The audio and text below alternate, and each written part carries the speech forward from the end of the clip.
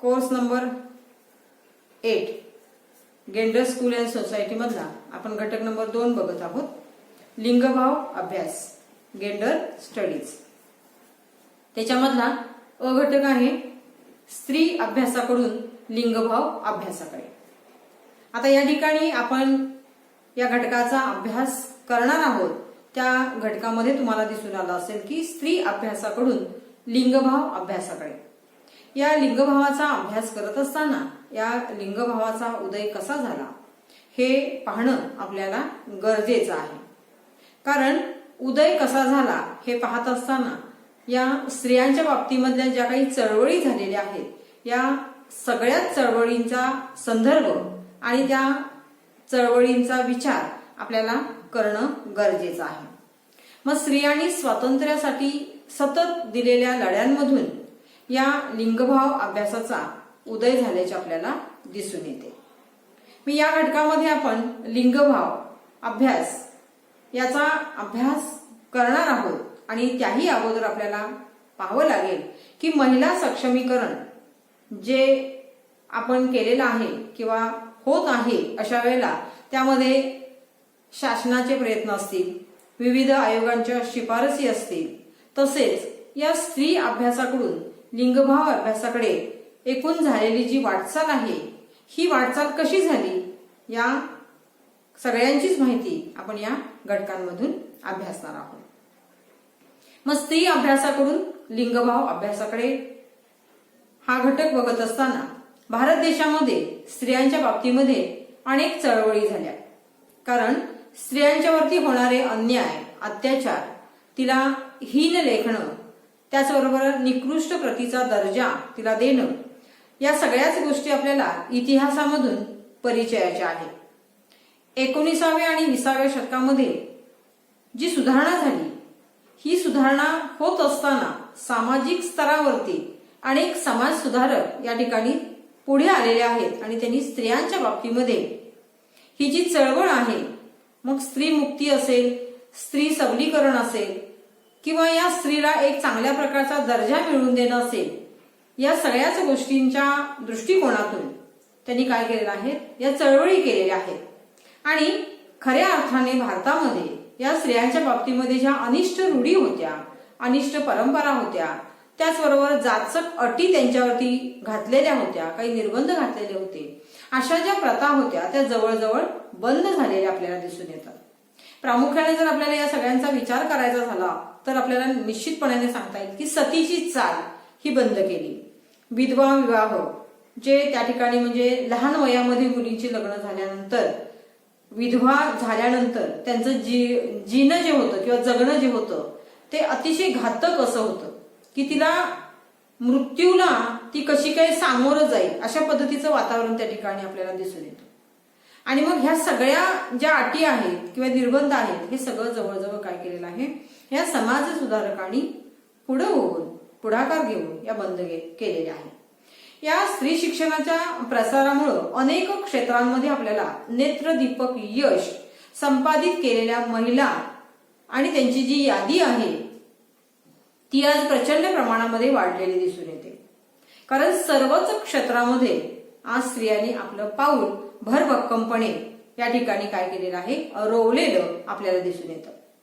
या ठिकाणी अनेक स्त्रिया आपल्याला डॉक्टर्स आहेत, वकील आहेत, शिक्षक आहेत, प्राध्यापक आहेत, विचारवंत आहेत, त्याचबरोबर शास्त्रज्ञ आहेत, अवकाशात झेपावणाऱ्या या बऱ्याचशा क्षेत्रांमध्ये आपल्याला सांगता येईल. म्हणजे कोणतंही असं क्षेत्र नाही की त्या क्षेत्रामध्ये स्त्री नाही असं होऊ शकत नाही.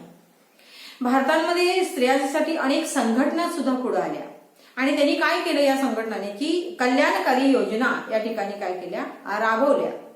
या कल्याणकारी योजना राबवत असताना डॉक्टर ॲनी बेझंट यांच्या नेतृत्वाखाली 1917 मध्ये भारतीय स्त्री संघटनेची स्थापना आपल्याला झाल्याचे दिसून येते. आता या ठिकाणी या स्त्रियांच्या बाबतीमध्ये या ॲनी बेझंट यांनी ही जी संघटना स्थापन केली, या ठिकाणी त्यांनी ती संघटना स्थापन करत असताना या राष्ट्रीय चळवळीमध्ये अनेक स्त्रियांनी काय केलेलं आहे, सहभाग घेतलेला आपल्याला दिसून येतो आहे.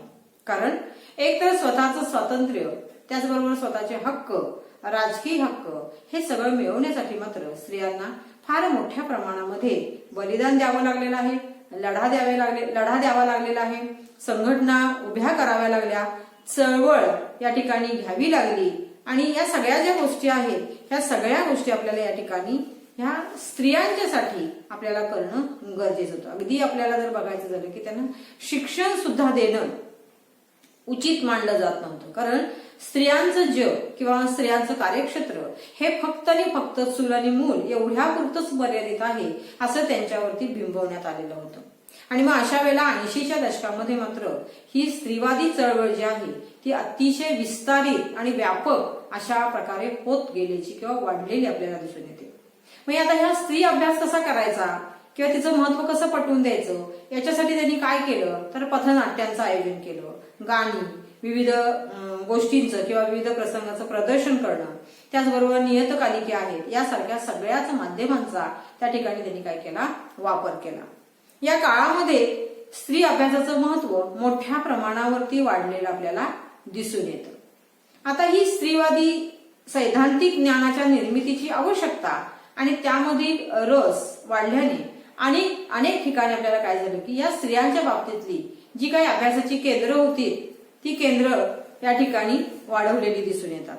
स्त्री अभ्यासामध्ये इतिहासामध्ये त्यांच्या भूमिका जर लक्षात घेतला, त्यांचे सामाजिक योगदान जर घेतलं आणि त्यांचा जर अभ्यास आपण केला तर निश्चितपणानं आपणही इतिहासाचा अभ्यास सगळ्यांनीच केलेला आपल्याला दिसून येतो. आता या ठिकाणी हा अभ्यास करत असताना आपल्याला प्रामुख्यानं जिजाऊ साहेबांचं उदाहरण आपल्याला घेता येईल, झाशीची राणीचं उदाहरण घेता येईल, त्याचबरोबर अनेक स्त्रियांनी आपलं योगदान त्या ठिकाणी दिलेलं दिसून येतं.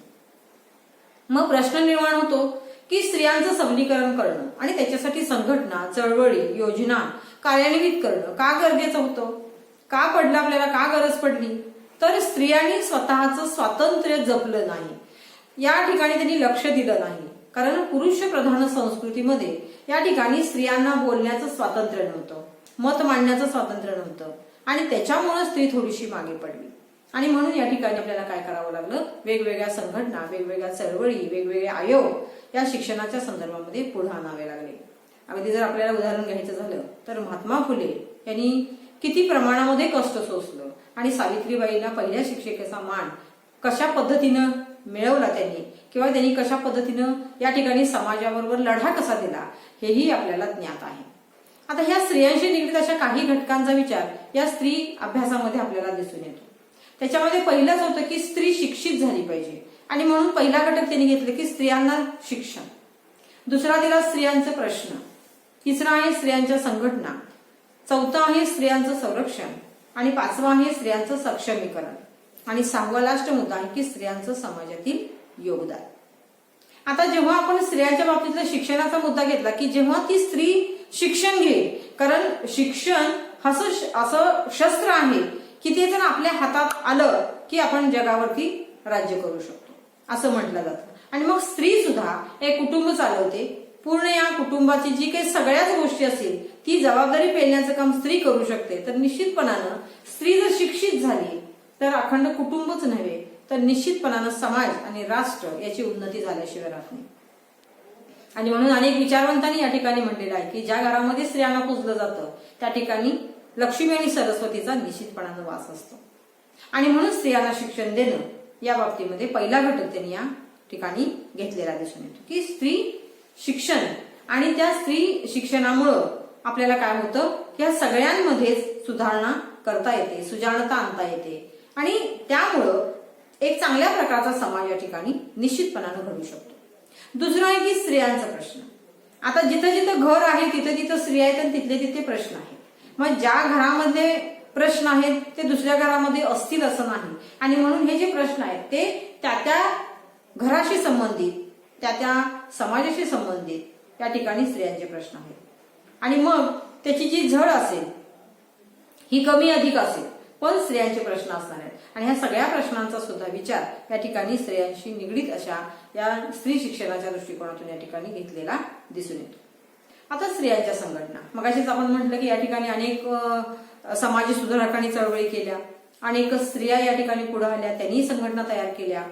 अॅनी बेझंट यांनी पहिल्यांदा पुढाकार घेतला आणि या संघटना आल्यामुळं एका स्त्रीमधून अनेक स्त्रिया या ठिकाणी यायला लागल्या आणि हळूहळू याचं स्वरूप फार मोठं झालं आणि एक चांगलं व्यासपीठ या सगळ्या स्त्रियांना आपली मतं मांडण्यासाठी मिळालं. निश्चितपणानं त्यांचे जे हक्क होते, अधिकार होते, कर्तव्य होते, भूमिका होत्या, ह्या सगळ्या त्या संघटनेमुळे त्यांना काय झाल्या, समजल्या. आणि दुसरी गोष्ट त्यांच्यामध्ये जाणीव जागृती झाली. स्त्रियांचं संरक्षण आज जर बघितलं तर स्त्रियांच्या संरक्षणाच्या बाबतीमध्ये भारत थोडासा काय झालेला आहे, विचलित झालेला आहे. आज जर आपण वर्तमान पेपर पहिल्याच पान उघडलं किंवा बातमी जरी बघितली तर रोज एका स्त्रियांवरती अत्याचार होताना दिसून येत आहेत. मग त्या ठिकाणी फक्त स्त्रियांच्यावरती अत्याचार होत आहेत का, हा फार मोठा प्रश्न आहे. तर छोट्या छोट्या मुली असतील, वयोवृद्ध स्त्रिया असतील, शिक्षित स्त्रिया असतील, मुली असतील कॉलेजला जाणाऱ्या किंवा छोट्या छोट्या मुली असतील, ह्या सगळ्यांच्या बाबतीमध्ये हा फार मोठा प्रश्न आपल्या देशासमोर आवासून उभा आहे. कारण त्यांना मिळालेलं किंवा दिलं जाणारं संरक्षण हे अपुरं पडतं आहे. कारण आजही दृष्टिकोन बदललेला नाही. स्त्रियांकडे पाहत असताना कुठेतरी आदरानं पाहणं. आज आपण चांगल्या सुसंस्कृत देशामध्ये राहतो की ज्या देशाचं सगळं काही नेण्याची स्थिती किंवा नेणं हे माझं कर्तव्य असं बाहेरच्या सगळ्या देशांना वाटतं. आणि तरी सुद्धा आज आमची ही संस्कृती जतन करताना आपण कुठेतरी कमी पडतोय. कारण स्त्रियांचा मान, सन्मान किंवा तिला जे आपण दर्जा देणार आहोत त्या दर्जाकडे मात्र आपलं काय होतंय, दुर्लक्ष होतोय. आणि म्हणून स्त्रियांचं संरक्षण हाही एक घटक याच्यामध्ये अभ्यासाला दिसून येतो. स्त्रियांचं सक्षमीकरण. आता या ठिकाणी बघा, संरक्षण करायला आपण कुठेतरी कमी पडतो आहोत आणि म्हणून या ठिकाणी स्त्री शिक्षण दिलं पाहिजे, मग स्त्रियांचे प्रश्न सुटणार आहेत, मग या संघटना कार्यरत करणार आहेत. मग स्त्रियांचं सक्षमीकरण होणं गरजेचं आहे. सक्षमीकरण म्हणजे ती मुळातच बलवान आहे, ती या ठिकाणी अबला नाही तर ती सबला आहे, फक्त आपण मांडलेलं नाही. आणि आज जर बघायला गेलो तर या सक्षमीकरणासाठी तिला अनेक विविध प्रकारचं शिक्षण त्या ठिकाणी देणं गरजेचं आहे. मग शस्त्र चालवण्याचं शिक्षण असेल किंवा या ठिकाणी बाकीचं सगळं शिक्षण असेल तर ते देणं काय गरजेचं आहे, तर ती सक्षम झाली पाहिजे. तिनं प्रत्येक ठिकाणी तिला जेव्हा जेव्हा अन्यायाला पुढे जावं लागणार आहे तेव्हा तेव्हा तिनं काय केलं पाहिजे, स्वतः लढा दिला पाहिजे. अनेक ठिकाणी आपण बघत असतो बघा की स्त्रियांच्यावरती कुठेतरी मारहाण होते आणि आपण त्या ठिकाणी बघायची भूमिका करतो. ती काय करत असते की इतरांकडे बघत असते की त्यांनी मला वाचवावं. आणि अशा वेळेला त्या ठिकाणी काय होतं की तुझं तू लढ, तुझं तू हे सगळं कर, तुझे प्रश्न तू सोडव, तुला हक्कासाठी लढावं लागणार आहे. तू कोणाकडे हात पसरू नको, कारण तू अबला नाहीस, तू सबला आहेस. त्यामुळे तुझ्या हातामध्ये जे काही मिळेल ते तू तिथं काय कर, ते शस्त्र म्हणून वापर आणि चालव. ते म्हणजे तुझं सक्षमीकरण आहे. आणि म्हणून याही गोष्टीचा किंवा याही घटकाचा अंतर्भाव याच्यामध्ये आपल्याला केलेला दिसून येतो. जोपर्यंत ती स्वतः लढणार नाही, स्वतः सक्षम होणार नाही, स्वतः कुठलीही गोष्टीचा निर्णय घेणार नाही, स्वतः या सगळ्या गोष्टी करणार नाही, तोपर्यंत समाज तिला याच पद्धतीने वागवणार आहे.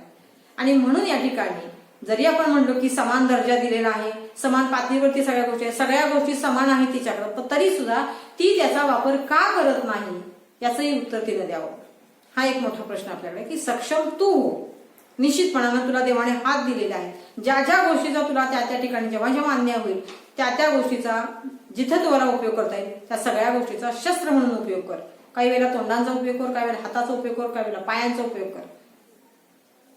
तरच तू सक्षम होणार आहेस. आणि पहिल्यांदा तुझा आत्मविश्वास जागृत कर.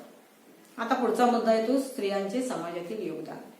जेव्हा तू हा विचार करशील की मी अबला नाही सबला आहे, मला कुठेतरी संरक्षणाची गरज आहे, तू संरक्षण का मागतेस म्हणून तुला अबला म्हटलेलं आहे. तू सगळं काय असेल ते तुझ्या शिरावर पेल, कारण तू कुटुंब सांभाळतेस, समाजामध्ये कुठेतरी एक चांगलं अधिकाराचं पद सांभाळतेस, त्यावेळेला तू निश्चितपणानं सक्षम आहेस. आणि अशा वेळेला या ठिकाणी जर तुला त्याचं ज्ञान घ्यायचं असेल, शिक्षण घ्यायचं असेल, माहिती घ्यायची असेल तर स्त्रियांचं समाजातलं पूर्वी दिलेलं योगदान पहा. त्याही काळामध्ये स्त्रियांना या ठिकाणी लढावं लागलेलं आहे. या ठिकाणी त्यांना त्यांचे हक्क मिळवण्यासाठी समाजाबरोबर प्रत्येक गोष्टीमध्ये तडजोड करावी लागलेली आहे. आणि मग तुझ्या लक्षात येईल की त्यांची कॉन्ट्रीब्युशन्स कशी आहे. आणि मग निश्चितपणाने तुझ्या लक्षात येईल की जर इतिहासाची पुनरावृत्ती या ठिकाणी आपल्याला करायची असेल तर झाशीचं उदाहरण घ्या. झाशीच्या राणीनं काय केलं बघितलं तुम्ही की पाटीला पुत्र त्या ठिकाणी लावला तिनं आणि लढली. आपण म्हणत असतो की झाशीच्या राणीसारखं जगायचं असेल तर झाशीच्या राणीसारखं आपल्याला त्या ठिकाणी ती विरांगणा त्या ठिकाणी व्हावं लागेल आणि तिचा जे चरित्र आहे ते वाचावं लागेल. आणखीन भरपूर स्त्रियांचं योगदान आहे, त्यांनी काय केलं, कसं केलं, कारण आपल्याला स्ट्रगल केल्याशिवाय पुढे जाता येत नाही. आणि अशा वेळेला ह्या स्त्रियांचं समाजाचं योगदान सुद्धा अभ्यासणं गरजेचं आहे. या ठिकाणी 1980च्या सुमारामध्ये नीरा देसाई आणि वीणा मुजुमदार यांनी काय केलं की स्त्री अभ्यासामध्ये 2 गोष्टी साध्य झाल्या असं सांगितलं. म्हणजे कारण का, स्त्री शिक्षित झाली, सुजाण झाली, सगळे निर्णय घेऊ लागली, हक्क, कर्तव्य, अधिकार हे सगळं तिला समजू लागले, स्त्रियांचे प्रश्न जे होते ती मांडू लागली, तिला एक चांगलं व्यासपीठ मिळालं आणि ह्या अभ्यासामुळे आपल्याला सगळ्या गोष्टी समोर आल्या, त्याच्या संघटना निर्माण झाल्या, म्हणजे कुठेतरी पाठीशी कुणीतरी आहे आणि हे जाणीव झाली. आता हे प्रश्न सोडवताना तिच्या समोर काय झालं की विविध संघटना आल्या आणि तिच्या पाठीशी या सगळ्या स्त्रिया उभा राहिल्या.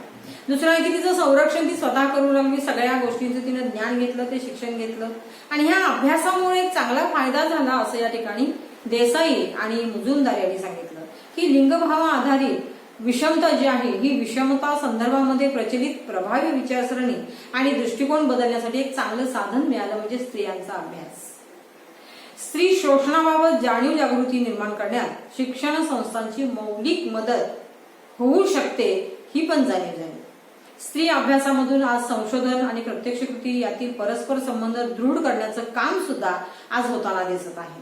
म्हणजे स्त्री शिक्षणाचा अभ्यास आणि तो लिंगभावाकडे जात असताना त्याचाही अभ्यास करत असताना आपल्याला लक्षात आलं की हे ज्या सगळ्या गोष्टी झाल्या, घडल्या आणि त्याच्यामुळे आपल्या समोर या दोन गोष्टी चांगल्या प्रकर्षाने आलेल्या दिसून येतात. परंतु स्त्री शिक्षणाचा विचार फक्त उच्च पातळीवरती किंवा या शिक्षण पातळीमध्ये दिसून येतो हे लक्षात घेणं गरजेचं आहे. स्त्रियांच्या या स्वतंत्रतेच्या किंवा सततच्या लढ्यामधून लिंगभाव अभ्यासामध्ये ही एक लिंगभाव अभ्यास ही विद्याशाखा उदयाला आलेली आपल्याला दिसून येते. ती अलीकडील विद्याशाखा म्हणून ओळखली आहे. लिंगभाव अभ्यासामध्ये स्त्री पुरुष यांचाही अभ्यास केला जातो. लिंगभाव अभ्यास हा स्त्री अभ्यासामध्ये घडून आलेला एक चांगला बदल आहे, जो पुरुष आणि स्त्री यांचा अभ्यास हा एकमेकाशी कसा निगडीत आहे हे या ठिकाणी दर्शवण्याचं काम करतो.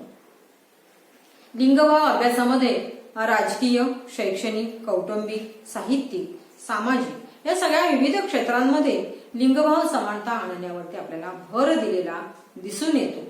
या ज्ञानशाखेमध्ये वर्ग, वंश, लैंगिकता, इतर समाजशास्त्रीय गुणवैशिष्ट्यांच्या संदर्भामध्ये समाजात होणाऱ्या लिंगभाव रचनेचे विश्लेषण केले जाते. या स्त्रियांच्या प्रश्नांचा अभ्यास करत असताना लिंगभाव दृष्टिकोनातून तो केला जातो हेही या अभ्यासामध्ये दिसून आलं. आता जेंडर बजेट आणि जेंडर ऑडिट या दोन संज्ञा या ठिकाणी महत्वाच्या मानलेल्या आहेत. जेंडर बजेट म्हणजे काय तर शासकीय आणि प्रशासकीय स्तरावर स्त्रियांच्या बाबतीत सहानुभूतीने विचार करण्याचे आणि लिंग समभाव आणण्याच्या दिशेने वाटचाल करणारे साधन म्हणजे जेंडर बजेट. आणि दुसरं आहे जेंडर ऑडिट. सरकारी अर्थसंकल्पनांचा स्त्रिया, पुरुष, मुले व मुली यांच्यावर कोणता परिणाम होतो यांचा लेखाजोखा या ठिकाणी घेणं. म्हणजे काय तर ज्या अर्थसंकल्पांचा स्त्रिया, पुरुष, मुले, मुली ह्या सगळ्यांच्यावर या संकल्पांचा काय नेमका अर्थ होतो किंवा त्याचा काय परिणाम होतो या सगळ्याचा लेखाजोखा या जेंडर ऑडिटमध्ये ठेवला जातो.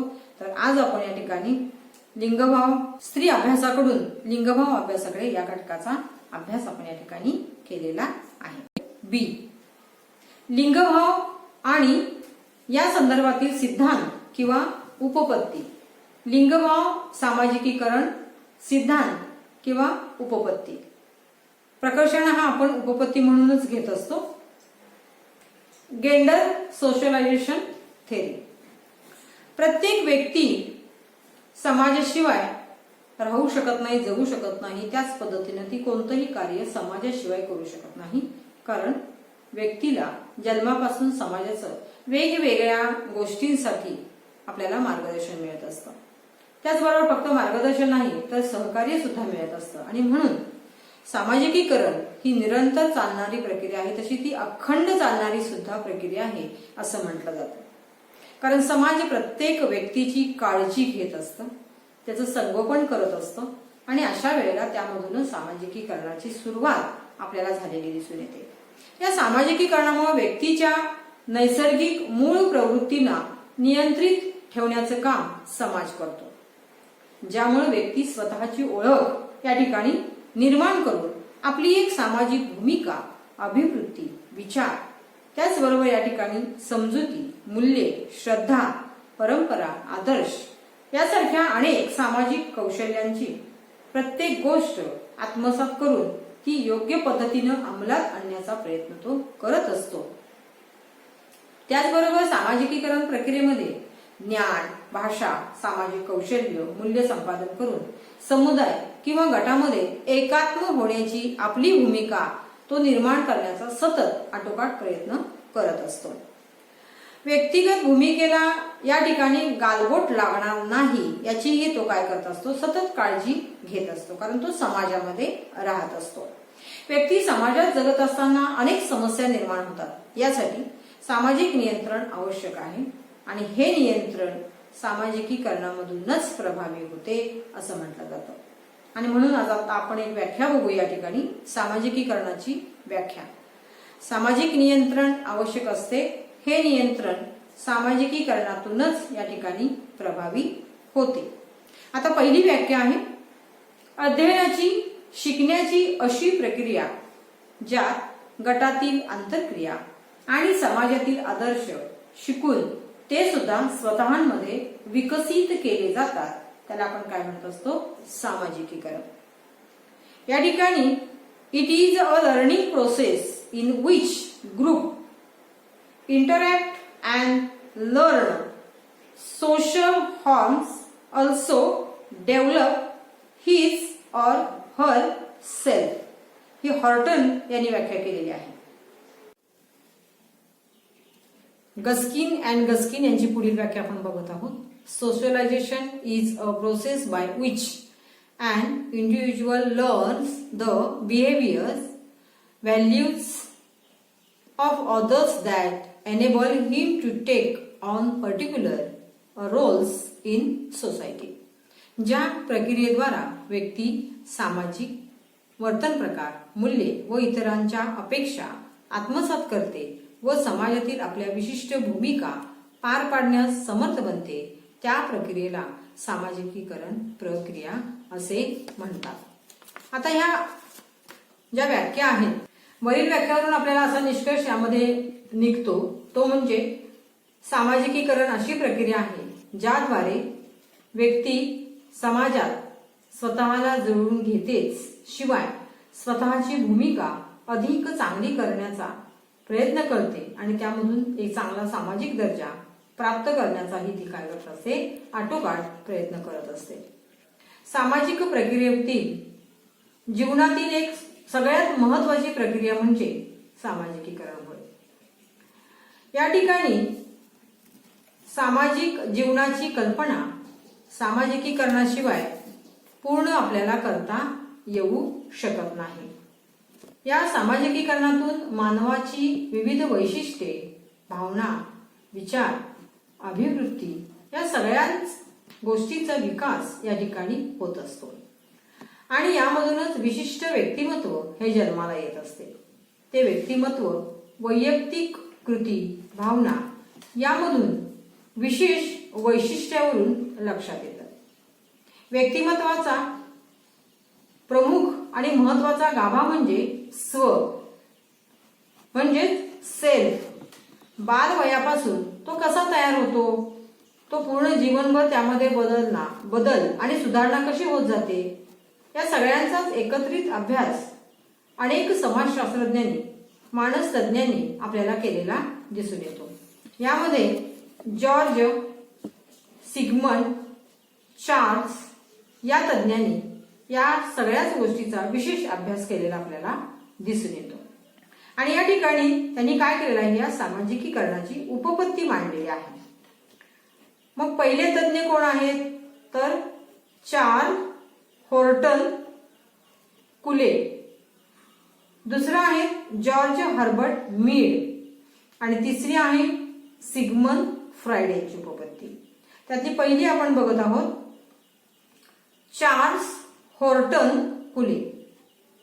आता चार्ल्स यांनी काय केलं की त्याच्याच मुलाच्या खेळाचं बारकाईनं दररोज निरीक्षण केलं. हे निरीक्षण केल्यानंतर त्यांना असं दिसून आलं की मुलांचा विकास कसा होतो, त्याचबरोबर त्यामधून सामाजिकीकरण कसं घडतं, ह्या सगळ्याचा अभ्यास त्यांनी एकत्रितरित्या केला आणि तो अभ्यास केलेला जो होता तो आपल्या या उपपत्तीमधून जगासमोर मांडला. लहान मूल काय करतं बघा, वेगवेगळ्या गोष्टींचं निरीक्षण या कुले या तज्ञांनी केलेलं आहे मूल काय करतं बघा, सर्वांचं लक्ष आपल्याकडे कसं वेधता येईल हे ती मुलं शिकतात. हे त्यांच्या निरीक्षणामध्ये दिसून आलं. मग काय करतात बघा, ते गोंधळ घालून मोठ्यांचं लक्ष आपल्याकडं खेचतात. मग तिथं काहीही करतील, ते रडतील, ओरडतील, दंगा करतील, गोंधळ घालतील, ह्या सगळ्या गोष्टी तिथं होतात. आता घरामध्ये प्रत्येकाच्या पाहुणे येतात. आता हे पाहुणे आल्यानंतर आपल्याकडे काय करतो आपण, की घरातल्यांबरोबर ते बोलत असताना ते मूल काय करतं, त्यांचं लक्ष आपल्याकडं जावं यासाठी ते सतत प्रयत्न करत असतं. म्हणजे पाहुणे आल्यापासून पाहुणे जाईपर्यंत त्याच्या ह्या सगळ्या कृती, सगळ्या धडपडी तो करत असतो. म्हणजे काय करतं, वस्तू पाडणं असेल, खाणं असेल, काहीतरी पुढं आणून ठेवणं असेल, मध्ये जाऊन खेळणं मांडणं असेल, दंगा करणं असेल, मस्ती करणं असेल, बरेच घटक याच्यामध्ये ते काय करतं, घेतं आणि त्या सगळ्यांना ते दाखवून देतं. आणि अशा प्रकारे आपल्या या मर्मज्ञानानं मूल स्वतःविषयी मत बनवतो आणि त्या पाहुण्यांचं लक्ष आपल्याकडे कसं जाईल त्याकडे ते सतत धडपडतं. आणि म्हणून चार्ल्स यांनी काय केलं, की द लुकिंग ग्लास सेल असं या प्रक्रियेला त्यांनी नाव दिलेलं आहे. स्वतःला आरशात पाहणे असा त्याचा अर्थ निघत नाही, तर इतर व्यक्तींना समोर ठेवलं जातं. म्हणजे ज्यावेळेला आपण आरशात बघतो त्यावेळेला आरशामध्ये आपली प्रतिमा दिसते, पण इथं त्यांनी असा अर्थ नाही घेतलेला की त्या आरशामध्ये प्रतिमा बघत असताना समोर त्या व्यक्तीला ठेवलं जातं आणि त्यांच्या नजरेतून आपण गुणी आहोत, खट्याळ आहोत किंवा आणखीन वेगवेगळे अंदाज बांधून त्याप्रमाणे तो वर्तन करत असतो. म्हणजे काय, तर याला थोडक्यात कल्पनाशक्तीचा खेळ म्हणतात. आता लक्षात आलं असेल तुमच्या की मूल या ठिकाणी जो प्रयत्न करत असतं, म्हणजे पाहुणे आल्यानंतर पाहुणे जाईपर्यंत ज्या गोष्टी या ठिकाणी ते करत असतं ते सगळं मर्मदृष्टिकोनातून करतं. मग या उपपत्तीमध्ये कुल यांनी 3 पायऱ्या मांडलेल्या आहेत आणि ह्या 3 पायऱ्या आणि ती जी प्रक्रिया ही सतत चालू असते. त्याच्यामध्ये पहिली पायरी त्यांनी सांगितली, आपण कल्पना करतो की दुसऱ्यांसमोर कसे प्रस्तुत व्हावे. We imagine how we appear to others. 2 मध्ये दुसरा, त्याच्यामध्ये दुसरी पायरी आहे, आपल्या कल्पनेतील प्रतिमांसाठी इतरांच्या प्रक्रियेचा विचार करतो. We imagine the reactions to others to our imagined appearances. तिसरं आहे, इतरांचे आपल्याविषयी निर्णय व निकष काय असतील याचा विचार करून आपण आपले मूल्यांकन करतो. We evaluate our soul according to how we imagine others have judged us. या प्रक्रियेचा परिणाम सकारात्मक भावनेमध्ये होतो किंवा नकारात्मक भावनेमध्ये सुद्धा होऊ शकतो. ही जाणीवपूर्वक प्रक्रिया ते बालक करत नसले तरी सुद्धा वरील पायऱ्या मात्र या ठिकाणी त्या बालकाला प्रभावी ठरू शकतात. आता या चार्ल्स यांनी ही जी उपपत्ती आहे ही मनात घर करून राहते, कारण कल्पना शक्तीचा एक परिपाक या ठिकाणी आहे. आपल्याविषयी इतर लोकांच्या मनामध्ये नेमके काय आहे हे ओळखून ती कृती करण्यामध्ये फारसे तथ्य असत नाही. इतरांच्या मनातली आपली प्रतिमा कशी असेल याची कल्पना करणं केवळ एक शक्यता आहे, सत्यता नाही. परंतु इतरांच्या मतांची पर्वा न करताही आपण स्वतःला किंवा स्वला सिद्ध करू शकतो आणि म्हणून ही उपपत्ती थोडीशी मनामध्ये घर करून राहते असं या ठिकाणी चार्ल्स यांनी सांगितलेलं आहे. सामाजिकीकरणाची उपपत्ती भारतासारख्या देशात अतिशय महत्वाची ठरते, कारण शाळा, महाविद्यालय व उच्च या उपपत्तीच्या पुढील 3 पायऱ्या या ठिकाणी सांगितलेल्या आहेत, ज्यामधून ही जी वरील प्रक्रिया आहे ही मुलांची सतत चालू राहते. पहिली पायरी, आपण कल्पना करतो की दुसऱ्यांसमोर कसे प्रस्तुत व्हावे. 2. आपल्या कल्पनेतील प्रतिमांसाठी इतरांच्या प्रक्रियेचा विचार करतो. 3. इतरांचे आपल्याविषयी निर्णय व निकष काय असतील याचा विचार करून आपण आपले मूल्यांकन करतो. या प्रक्रियेचा परिणाम काही वेळेला सकारात्मक असू शकतो आणि काही वेळेला नकारात्मक सुद्धा असू शकतो. ही जाणीवपूर्वक प्रक्रिया नसली तरी सुद्धा वरील पायऱ्या मात्र या ठिकाणी प्रभावी ठरू शकतात. आता या चार्ल्स यांनी ही उपपत्ती मनात घर करून राहते असं सांगितलेलं आहे. कारण का, या ठिकाणी कल्पना शक्तीचा परिपोष आहे किंवा एक परिपाक आहे असं त्यांनी या ठिकाणी सांगितलेलं आहे.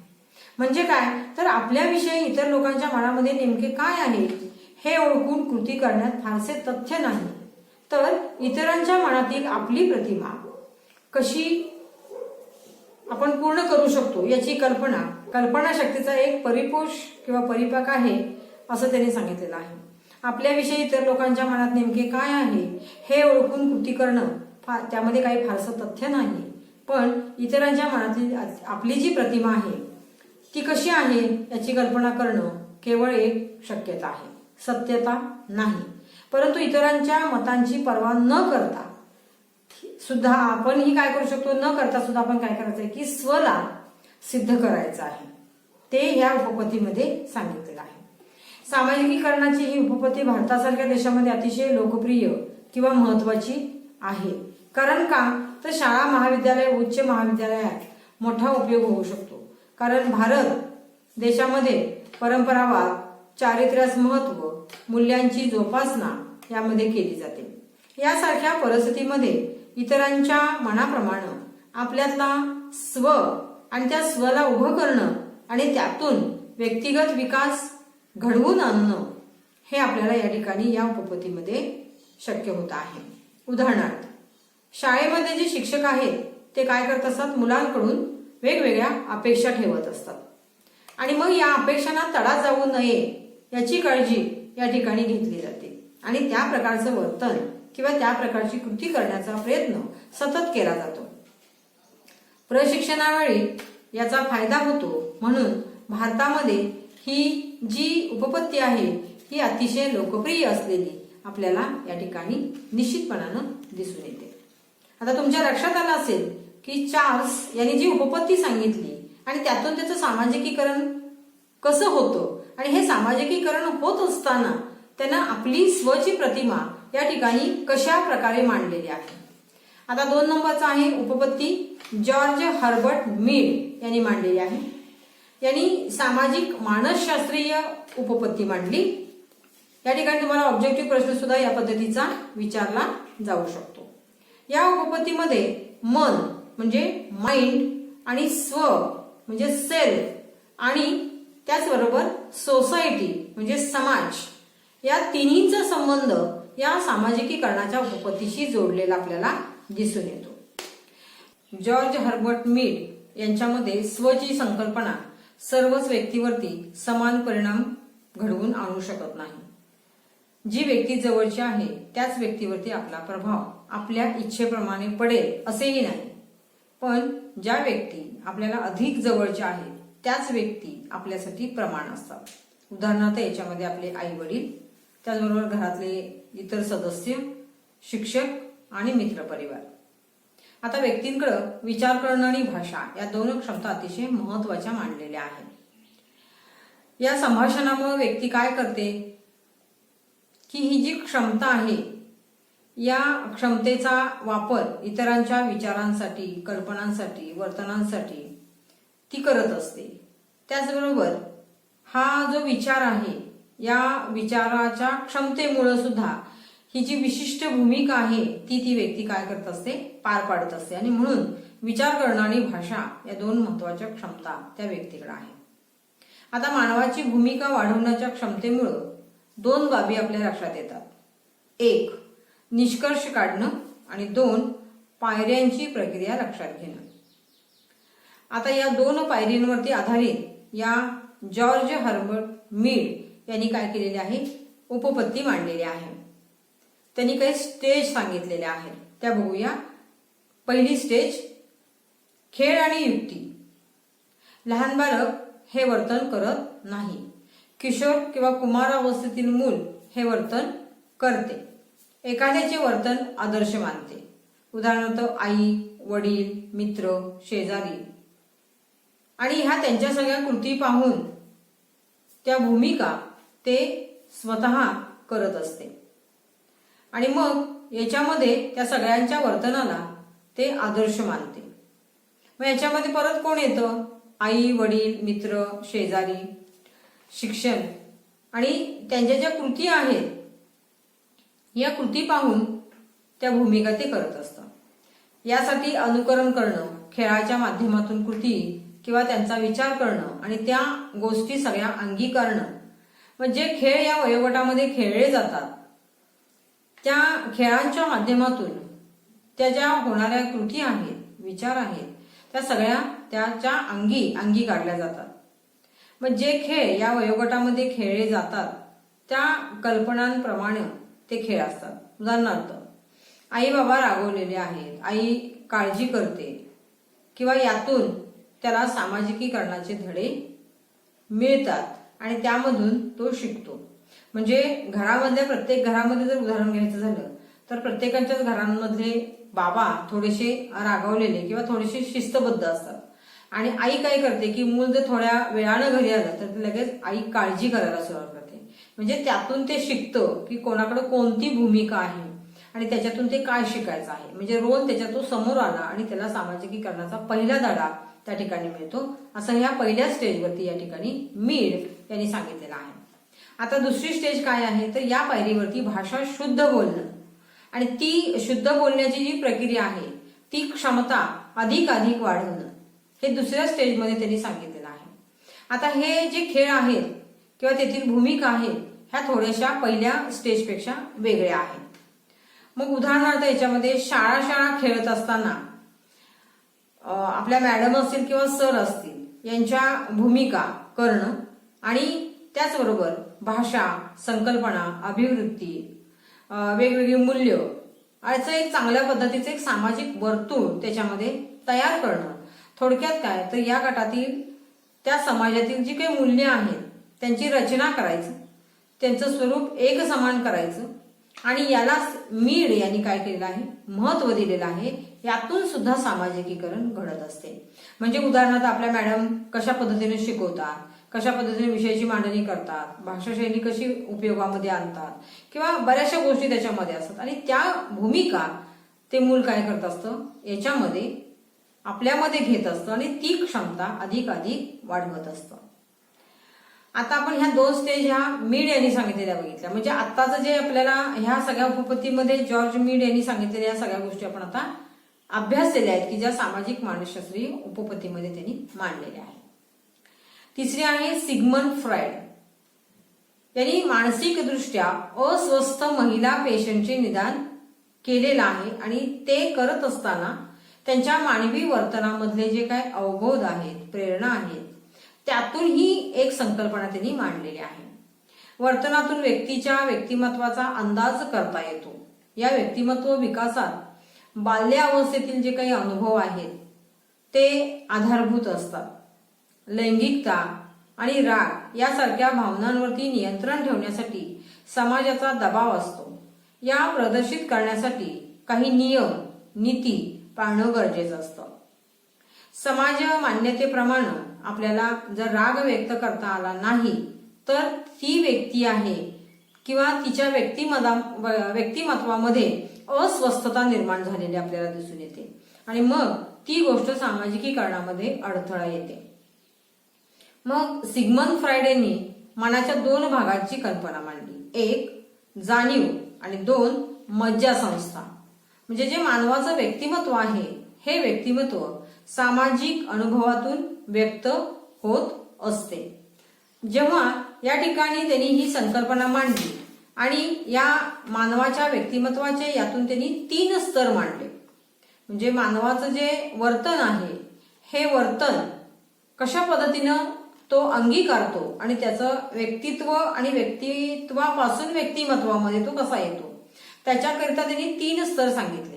1 सुप्त आत्मा, 2 बोधात्मा आणि 3 विवेकात्मा. आता ह्या सुप्त आत्म्यामध्ये काय सांगितलेलं आहे की अगदी तळाची पायरी त्यांनी या ठिकाणी सांगितलेली आहे. म्हणजे मानवाला मिळालेली जन्मजात अशी ती शक्ती आहे जी नैसर्गिक आहे, ज्यामध्ये सहज प्रवृत्तींचा समावेश होतो. या सहज प्रवृत्ती ज्या आहेत ह्याही आपल्याला या ठिकाणी मानसशास्त्रज्ञांनी सांगितलेल्या आहेत. मग आता सुप्त आत्मा म्हणजे काय, तर मानवी जैविक विकारांचा एक समूह. यामध्ये काय असतं बघा, काम, क्रोध, मद, मोह, मत्सर, आक्रमण इत्यादी गरजांचा समूह असतो. आता याचं स्थान हे अवबोधावस्थेमध्ये असते. काही वेळा बोधावस्थेमध्ये सुद्धा प्रवेशित होत असते. आता याच्यामध्ये काय होतं बघा की ज्या दडपलेल्या प्रवृत्ती आहेत या दडपलेल्या प्रवृत्तींचा समावेश यामध्ये होतो. मग काही प्रवृत्ती ह्या दडपलेल्या असतात तर काही स्थिर राहत नाहीत आणि यातूनच मानवी वर्तनावरती काय होतो, ह्या सगळ्या गोष्टींचा परिणाम होतो. काही वेळेला उद्रेक होतो आणि अपसामान्य वर्तन त्या व्यक्तीच्या हातून घडतं आणि ते वर्तन घडलं की सामाजिकीकरणामध्ये काय होतो, अडथळा निर्माण होतो. आता या ठिकाणी सुप्त आत्मा हा शारीरिक समानतेकडे जास्त लक्ष देतो. भूक लागली की खाणं, तहान लागलं की पाणी पिणं, निद्रा आली की झोप घेणं, हे ज्या सगळ्या निसर्ग नियमानुसार ज्या ज्या काही गोष्टी आहेत त्या सगळ्या नियमांचं पालन या सुप्त अवस्थेमध्ये होत असतं, असं या ठिकाणी आपल्याला सिग्मंड फ्रायड यांनी सांगितलेलं आहे. आता या ठिकाणी सहज प्रवृत्ती जे मास्लो यांची गरजांची जी एक श्रेणीबद्ध रचना आहे त्याच्यामध्ये सुद्धा ह्या सगळ्या तुमच्या सहज प्रवृत्ती किंवा सुप्त ज्या प्रवृत्ती आहेत त्या सगळ्या त्यांनी विस्तारित रूपामध्ये मांडलेल्या आपल्याला दिसून येतात. तुम्ही त्या जास्तीच्या याच्यामध्ये घेऊ शकता. दुसरा स्तर आहे बोधात्मा. शारीरिक शक्तीच्या नियंत्रणाचं काम बोधात्मा करतो. म्हणजे सुप्त आत्म्यामधील जे वर्तन आहे ते सतत घडत राहिलं तर त्या मानवाची किंवा त्या व्यक्तीची प्रगती संपते आणि ती संपली की मग काय होतं की बोधावस्थेची जाण त्या ठिकाणी येते. मग सुप्तात्म्याची गरज भागवण्यासाठीची पद्धत बोधात्म्याला माहीत असते. गरजा भागवत असताना त्या गरजांमध्ये आपल्याला चांगलं आणि वाईट याचं भान ठेवणं किंवा जाणीव ठेवणं आवश्यक असतं. सामाजिकतेतून गरज भागत नसेल तर समायोजन घडवण्याचं काम बोधात्मा करते.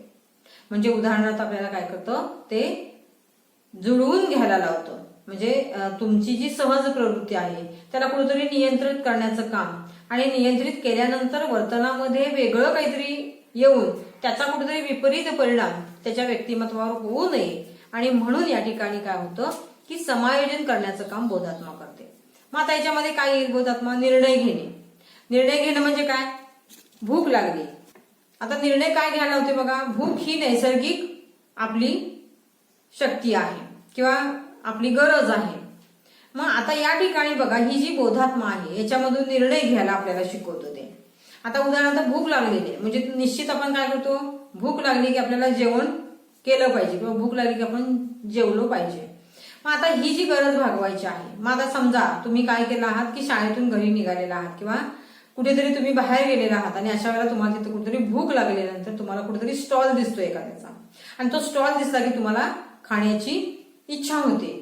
पण तुम्हाला काय करतं बघा, ती सुप्तावस्थेमधली शक्ती आहे, ती गरज आहे, तुमची भूक लागलेली आहे. पण बोधात्मा तुम्हाला इथं काय शिकवतो बघा की उघड्यावरचे पदार्थ खाण्याची इच्छा होते पण बोधात्मा तुमच्या बरोबर असल्यामुळं ते खाऊ देत नाही. ते तुम्हाला सांगतं की हे जर तू खाल्लंस तर तू आजारी पडशील किंवा तुला वेगळं त्या ठिकाणी काय होईल, वेगळ्या काहीतरी गोष्टी तुझ्याकडून होतील. म्हणजे नको आहे आपल्याला खायला या सगळ्या गोष्टी. आणि मग या ठिकाणी वस्तुस्थितीचं भान ठेवण्याचं काम आपल्याला बोधात्मा करते. मग आता उदाहरणार्थ याच्यामध्ये घरचे काय म्हणतील, उदाहरणार्थ आपल्याला वेळ झाला किंवा काय झालं तर आपण घरी सांगत असतो त्यावेळेला आपल्याला घरातले काय म्हणतील, अशा वेगवेगळ्या पद्धतीची उदाहरणं तुम्ही याच्यामध्ये घेऊ शकता आणि ती उदाहरणं तुम्ही या बोधात्म्याच्या स्टेजला तुम्ही मांडू शकता. आणि पुढची वरची स्टेज त्यांनी सांगितलेली आहे ज्याला आपण सुपर इगो म्हणतो, विवेकात्मा. आता नक्कीच त्या नावामध्ये तुमच्या लक्षात येईल की विवेक म्हणजे काय, तर शांततेनं घेतलेले सगळे निर्णय, शांततेमध्ये असलेलं आपलं वर्तन मनाचं समाधान किंवा ह्या सगळ्या गोष्टी ज्या आहेत त्या तुम्हाला सगळ्या पॉझिटिव्हली येतात. मग विवेकशील वर्तन या ठिकाणी या स्तरावरती अपेक्षित असतं. मग सुप्तात्म्यामधली ज्या काही इच्छा आकांक्षा आहेत त्या बोध पातळीवरती पूर्ण होत आहेत. पण सामाजिक दडपण, नीती नियम किंवा सामाजिक अपेक्षा, मूल्ये ह्या सगळ्यांचा विचार हा विवेकात्मा करतो. म्हणजे समाजाविरुद्ध काही एखादं वर्तन घडत असेल तर ते वर्तन विवेकात्मा तुमच्यामधून घडून देत नाही. आणि मग वरील तिन्हीमध्ये जे कार्य आहे ते वेगवेगळं आहे, भिन्न भिन्न आहे, पण एकमेकाशी निगडीत आहे. आणि मग आपल्या लक्षात येईल की सुप्तावस्थेमध्ये ज्या ज्या नैसर्गिक गोष्टी आहेत त्या आपण केल्या पाहिजेत, पण समाजाला धरून केल्या पाहिजेत, तर ते सामाजिकीकरण आहे. आणि जर जेव्हा आपण त्या सगळ्या गोष्टींचं उल्लंघन करायला जातो, ते उल्लंघन करायला देणार नाही ही जी एक आपल्याकडं गोष्ट त्याच्यामध्ये घातली जाते त्या प्रवृत्तीमध्ये, ती बोधात्मा करते, तुम्हाला नियंत्रित करण्याचं काम करते. आणि विवेकात्मा ही सगळ्यात वरच्या स्टेजचं वर्तन तुमच्याकडून अपेक्षित धरतं. कारण या ठिकाणी ह्या ज्या सगळ्या गोष्टी आहेत त्या सगळ्या गोष्टी समाजाला धरून केल्या पाहिजे. समाजाच्या विरोधी आपण कोणतीही गोष्ट करायची नाही. मग तुमच्या विवेकात्मामध्ये वेगळ्या गोष्टी आहेत, बोधात्मामध्ये वेगळ्या गोष्टी आहेत आणि विवेकात्मामध्ये वेगळ्या गोष्टी आहेत. आणि जरी ह्या सगळ्यांची कार्य भिन्न असली तरी एकमेकांशी निगडीत असलेले आपल्याला दिसून येतात. आता सुप्तात्मा हा बोधात्म्याशी संपर्क साधू शकतो. नैसर्गिक इच्छा आकांक्षा कशा पूर्ण होतील याकडे बोधात्मा लक्ष देतो. काही गरजा मात्र विवेकात्मा यावरून म्हणजे आज्ञेवरून त्या पूर्ण करायच्या की नाही हे ठरवतो. समाजमान्य बाबी ज्या आहेत त्या बाबी पूर्ण करण्याकडे तो काय करत असतो, प्रयत्न करत असतो. म्हणजे सुप्तात्मा बोधात्म्याशी संपर्क साधतो. नैसर्गिक इच्छाकांक्षा पूर्ण कशा करायच्या याकडे तो बोधात्मा लक्ष देतो. काही गरजा मात्र इथं आपल्याला विवेकात्म्याच्या आज्ञेवरून पूर्ण करायच्या आहेत, त्या करायच्या की नाही हे पण आपल्याला तो विवेकात्मा सांगत असतो. म्हणजे ह्या सगळ्या गोष्टी ज्या आहेत ह्या सगळ्या गोष्टी एकमेकाशी संबंधित असलेल्या सिग्मंड फ्रायड यांनी सांगितलेल्या आहेत. आता आपण पुढचा मुद्दा बघतो आहोत, सामाजिकीकरणाची विविध रूपे. आता कोणता आहे? 1. गट सामाजिकीकरण, लिंगभाव सामाजिकीकरण, सांस्कृतिक सामाजिकीकरण, फ्रायडचे मानसिक रूपांतरित सामाजिकीकरण, पियाजे यांच्या बोधात्मक विकासाचे सामाजिकीकरण, 6. प्रौढांच्या सकारात्मक विकासाचे सामाजिकीकरण आणि 7. प्राथमिक सामाजिकीकरण. हे सगळे तुम्हाला सामाजिकीकरणाची विविध रूप या ठिकाणी सांगितलेली आहेत. आता पुढचा मुद्दा आपण बघत आहोत, 2. लिंगभाव भेद. आता नावामध्ये तुमच्या लक्षात येतो की लिंगांच्या दृष्टिकोनातून केला जाणारा भेद.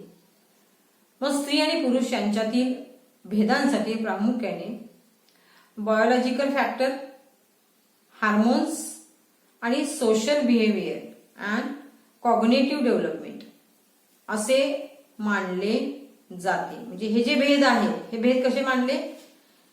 Biological factor, hormones, social behaviour आणि कॉग्निटिव्ह डेव्हलपमेंट. परंतु हा भेद इतक्याच कारणाने होत नाही असे अनेक संशोधक सांगतात. कारण अनेक कारणं ही घटक भेदाला कारणीभूत आहेत. काही वेळेला स्त्री पुरुष वेगवेगळ्या प्लॅनेट वरून आलेत की काय असे वाटते. यावरून अनेक संशोधनं झाली आहेत. एका संशोधकांनी असं मांडलेलं दिसतं की पुरुषांजवळ अधिक चांगली यांत्रिक कौशल्य, अवकाशासंबंधीची क्षमता आहे, तर स्त्रियांजवळ उत्तम स्मरणशक्ती आणि सामाजिक बोधांची कौशल्य या ठिकाणी जास्त प्रमाणामध्ये आहे. यावरून त्यांनी काय सांगितलं की ही जी काही पुरुष आणि स्त्री यांच्या मेंदूमधील विशिष्ट भाग किंवा त्याचा वेग हा वेगळ्या पद्धतीनं कार्यकारणामध्ये सिद्ध झालेले आहेत. स्त्रियांना समाज व कुटुंबात साचेबंदपणा ठरलेला आहे. काही समाजात असे दिसून आलेले आहे किंवा येते आहे आज आपल्याला की स्त्रिया यांत्रिक कौशल्य किंवा विविध खेळ खेळू शकत नाहीत. पुरुष घरकाम व्यवस्थितरित्या करू शकत नाहीत असा भेद या ठिकाणी ठरवला आहे. आणि यावरून इग्ले यांनी सोशल रोल थेरी ही उपपत्ती मांडली. लिंगभाव भेदाची सामाजिक भूमिका उपपत्ती असंही या ठिकाणी इग्ले यांच्या उपपत्तीला म्हटलेलं आहे. सामाजिक सांस्कृतिक भूमिकेत फरक मांडला जातो. लहानपणी मुलं मुली एकत्र खेळतात, त्यावेळी मुलींचे खेळ वेगळे आणि मुलांचे खेळ वेगळे. मुली बाहुली किंवा भातुकली यासारख्या खेळांकडे वळतात, तर मुलं कार, बंदूक यासारख्या खेळांकडे जातात. मुली नाटक, खेळ यावरती केंद्रित जास्त प्रमाणामध्ये होतात, तर मुलं शारीरिक खेळांवरती केंद्रित झालेले दिसतात. हे लिंगभावावर आधारित भेद आहे. हा महत्वाचा भाग लिंगभाव भेदाच्या संशोधनातून ॲलिस यांनी मांडलेला आहे. ॲलिस हा सामाजिक मानसतज्ञ होता. अनेक वर्षाच्या कालखंडामध्ये या भेदाच्या अभ्यासासाठी त्यांनी तो घालवलेला आहे. या ठिकाणी मुळातच जन्मापासून शारीरिक भेद आहेत. समाजामध्ये सुद्धा त्यांच्या या भेदभावानुसारच काय केलेलं आहे, कामाची विभागणी या ठिकाणी केलेली आहे.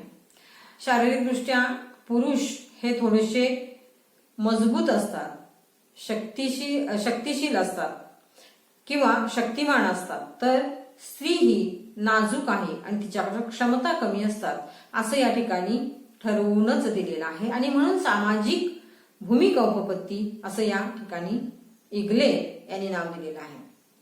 नैसर्गिक फरकाचं अनेक पुरावे जे आहेत, जे फरक आहेत नैसर्गिक पुरावे, त्यांनी ॲलिस यांच्या उपपत्तीमध्ये आपल्याला दिसून येतात. नैसर्गिक भेद जो आहे तो मानव टाळू शकत नाही, परंतु त्यातून जो स्त्री पुरुष भेद होतो तो अतिशय गुंतागुंतीची एक समस्या सर्वांसमोरच निर्माण करतो. आणि म्हणून लिंगभाव ही भूमिका सामाजिक आणि सांस्कृतिक यामधून निर्माण झालेली आहे. भारत आणि परदेश यांच्या भेदामध्ये आपल्याला फरक आहे. पूर्वी ही स्त्रियांची कामं, घरकामं जी होती किंवा मुलांचा सांभाळ करणं किंवा इतर घरातली जी सगळी कामं आहेत ती सगळी कामं स्त्रियांनी करायची. आणि पुरुषांनी काय करायचं तर शिकार करायची आणि अन्न मिळवायचं त्या घरासाठी.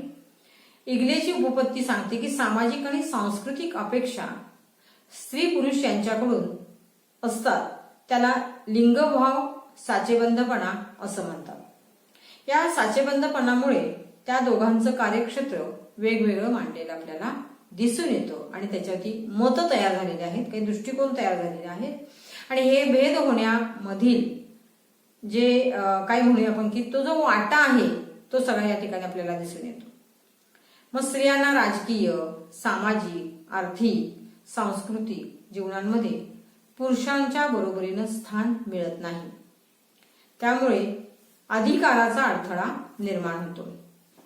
समाज व देशाला सेवा देणाऱ्या स्त्रिया या ज्या आहेत यांच्या सुप्त गुणांचा विकास होण्याला अडथळा निर्माण होतो. आता तुमच्या लक्षात आलं असेल की स्त्रियांना राजकीय, सामाजिक, आर्थिक, सांस्कृतिक जीवनामध्ये स्थान मिळवताना अडथळे निर्माण होतात. आणि या ठिकाणी स्त्रियांनी सुद्धा या देशासाठी काय केलेलं आहे, योगदान दिलेलं आहे आणि तरीही अडथळा निर्माण होतो.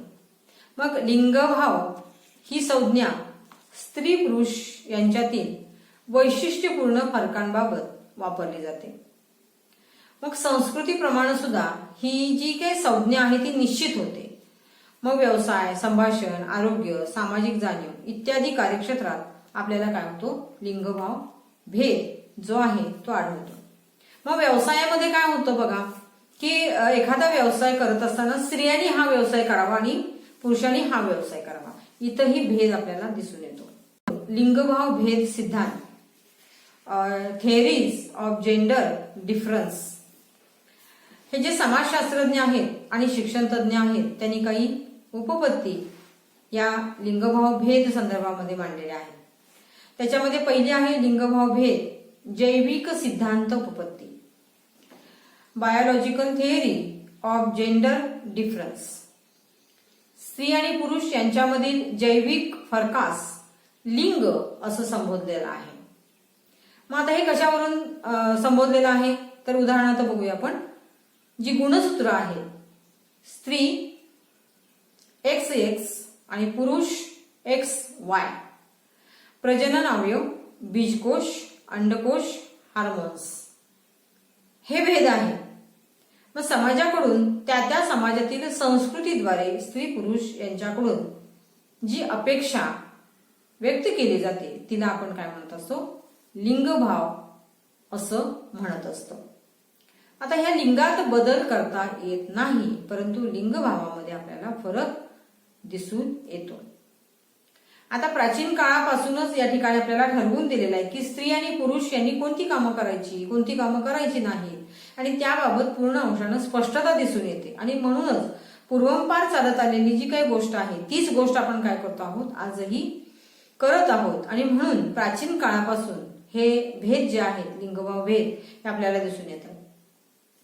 आता 21व्या शतकाकडं आपण वाटचाल करत असताना आज ह्या 21व्या शतकासमोर प्रत्येकासमोरच वेगवेगळी आव्हानं आपल्याकडे दिसून येत आहे. यामध्ये आजची जी स्त्री आहे ती स्त्री पुरुषांच्या खांद्याला खांदा लावून किंवा एक पाऊल पुढेच सिद्ध आहे हे पण आपल्याला दिसून येते, किंवा तयारी आहे तिची सगळीकडे. आणि म्हणून हे सगळं जे आहे ते संशोधनानं, शासकीय प्रयत्न यामधून आपल्याला दिसून येत आहे. आता लिंगभेद कमी होण्यास हळूहळू मदत होत आहे. पुरुष सक्षम, धोका पत्करू शकतो, सर्व क्षेत्रामध्ये धमक दाखवतो, हे जे चित्र आहे आपल्या मनामध्ये प्रत्येकाने घालून दिलेलं आहे ते चित्र आज बदललेलं आपल्याला दिसून येते. अनेक धोके पत्करून कार्यसिद्धीला नेण्यामध्ये फार मोठा वाटा हा स्त्रियांचा आहे किंवा असलेला दिसून येतो. अगदी आपल्याला स्वातंत्र्य मिळवण्यामध्ये सुद्धा किती स्त्रियांनी योगदान दिलेलं आहे हे आपल्याला परिचयाचं आहे. आणि म्हणून आज जी स्त्री आहे ती यशाच्या शिखरावरती आरूढ झालेली दिसून येते. या संधी मिळवण्यासाठी मात्र तिच्याकडं शिक्षण, समूह संपर्क साधणं, सामाजिक स्तरावरती अधिकाधिक जनजागृती होणं अतिशय गरजेचं आहे. आणि यामधून आपल्याला काय करता येईल, हा जो लिंगभाव भेद आहे तो पूर्ण अंशाने आपण दूर करू शकतो. आणि मग या ठिकाणी आपण काय करू शकतो की जाणीव जागृती करत असताना कोणाकोणाची उदाहरणं देऊ शकतो बघा. कारण आपल्याही महाविद्यालयामध्ये जर आपण बघितलं तर वेगवेगळ्या स्त्रियांची आपल्याला पोस्टर्स त्या ठिकाणी आपण किंवा चित्र तयार करून आपण घेतलेले दिसून येत आहे. याच्यामध्ये आहे की कल्पना चावलांचं उदाहरण घ्या, प्रतिभाताई पाटलांचं उदाहरण घ्या, की अक्षरशः त्यांनी या ठिकाणी विमान सुद्धा चालवलेलं आहे. म्हणजे वयाची कुठेही या ठिकाणी मर्यादा नाही हेही दाखवून त्या ठिकाणी दिलेलं आहे. किंवा या ठिकाणी 60 नंतर सुद्धा एखादी डिग्री म्हणजे शिक्षण घ्यायचं राहून गेलं, मुलांच्या बरोबरीनं ती एक माता या ठिकाणी शिक्षण घेते आहे. म्हणजे बऱ्याचशा अडचणीवरती मात कशी करायची. आणि मग या ठिकाणी ह्या सगळ्या गोष्टी करून देण्यासाठी समाजामध्ये आपल्याला अधिकाधिक जनजागृती केली पाहिजे. मनामध्ये कुठेतरी तो दृष्टिकोन बदलला गेला पाहिजे. तरच हा लिंगभाव भेद जो आहे तो कमी होण्यास आपल्याला मदत होईल. हा झाला लिंग भावभेद जैविक सिद्धांत उपपत्ती. आता दुसरा आहे सामाजिक वर्तनातील लिंगभाव भेद सिद्धांत उपपत्ती. Theories of gender difference in social behaviour. समाजाने पूर्वीपासूनच स्त्री पुरुष यांच्या कामाची विभागणी केलेली आपल्याला दिसून येते. मग समाजामधल्या विशिष्ट प्रकारची जी काही कामं आहेत, कार्य आहेत, कृत्य आहेत, ही एखाद्या लिंगाद्वारे कार्यक्षमतेने पूर्ण केली जातात. त्यावर लिंगभाव अवलंबून असतो. मग उदाहरणार्थ पुरुषांची शरीर रचना ही दणकट असते, शक्ती जास्त असते, गती जास्त असते, आणि स्त्रियांकडे मात्र सहनशक्ती, बालसंगोपन या क्षमता अधिक असतात असं प्रत्येक समाजामध्ये आपल्याला चित्र दिसून येतं. मग उद्योगप्रधान समाजात पुरुषांना स्त्रियांच्या पेक्षा उच्च दर्जाची नोकरी दिली जाते. म्हणजे पुरुष हे थोडेसे वरच्या स्तरावर ठेवले जातात, कारण पुरुष हा अधिक खंबीर असतो असा समाजाचा विश्वास आहे. भारतीय समाजावर अनेक रूढी, परंपरा याचा फार मोठा पगडा आपल्याला असलेला दिसून येतो. पण या ठिकाणी स्थळ आणि काळ परत्वे लिंगभाव भूमिकेमध्ये बदल दिसून येतात. आता या ठिकाणी जो आपण बघितला की अनेक परंपरा आहेत, मग स्त्रिया या परंपरा पूर्ण करू शकतात याची काही उत्तम उदाहरण आपल्याकडे आहे. समजा एखाद्या कुटुंबामध्ये जर मुलीच असतील आणि अशा वेळेला त्यांच्या वडिलांचं निधन झाल्यानंतर त्या मुलींनी त्या ठिकाणी अग्नी दिला, म्हणजे जेव्हा समाज या ठिकाणी त्यांच्या विरोधात उभा राहिला की मुलींनी अग्नी द्यायचा नाही, तरी सुद्धा त्या ठिकाणी मुलींनी अग्नी दिला. म्हणजे बऱ्याचशा गोष्टी आपण बदलू शकतो की आम्ही या करू शकतो, आम्ही या ठिकाणी बलवान आहे हे त्यांनी दाखवून दिलं. म्हणजे घाबरट आहेत किंवा भित्र्या आहेत असं नाही. आणि आता तिसरी आहे भाषा, लिंगभाव या संदर्भातील कमतरता, भेद व वर्चस्व सिद्धांत किंवा उपपत्ती. त्याच्यामध्ये कमतरता उपागम. रॉबिन आकोफ 1975 मध्ये त्यांनी ही थेअरी मांडलेली आहे. यांच्या संशोधनामधून आपल्याला असं दिसून येतं की स्त्रियांची भाषिक वैशिष्ट्ये निश्चित केलेली आहेत. पुरुषांच्या पेक्षा स्त्रियांच्या भाषेमध्ये थोडीशी कमतरता आलेली आहे किंवा कमतरता असते असं या ठिकाणी त्यांनी या सिद्धांतामध्ये सिद्ध केलेलं आहे. आता ती वैशिष्ट्ये कुठली आहेत बघा. 1. भाषेत अधिकाराचा अभाव दिसतो, थोडीशी संदिग्धता दिसते. 2. पुरुषांपेक्षा स्त्रिया कमी बोलतात. आता हे वैशिष्ट्य थोडंसं अपवादात्मक असू शकेल. 3. अपशब्द कमी वापरतात. 4. जास्त खेद व्यक्त करतात. 5. होय किंवा नाही या प्रकारचे प्रश्न जास्त उपयोगात आणतात. 6. अप्रत्यक्ष विनंतीवाचक शब्द जास्त उपयोगामध्ये आणतात. 7. घरकाम विशेष शब्द संग्रह असतो. 8. अप्रिय गोष्टी सौम्य शब्दात सांगतात. वरील वैशिष्ट्यावरून असे दिसते की स्त्रीमध्ये थोडीशी भाषेची कमतरता आढळते. हा फरक जैविकतेचा नसून तो सामाजिक रचनेचा आहे.